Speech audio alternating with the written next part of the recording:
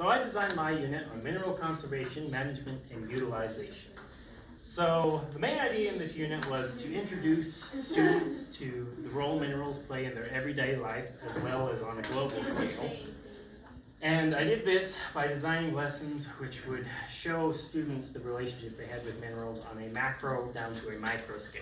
So the unit consists of 3 lessons. The first one is titled Minerals and the World, the next Minerals in the US, and finally Minerals and You.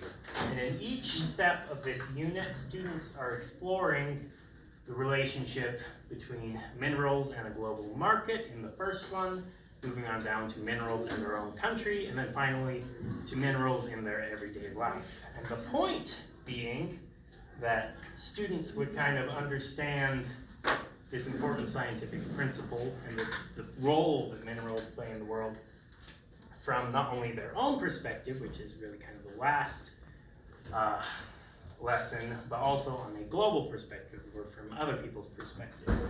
And of course there are differing opinions on conservation, which we explored, and I have students explore based on where the mineral they're kind of dealing with in this unit comes from. So essentially, all students are broken into groups at the beginning of the unit, and they're assigned one central mineral that they are exploring throughout the course of the unit. In the first lesson, they're kind of figuring out which country produces their mineral or in the greatest quantity, and kind of the opinions of conservation and everything there.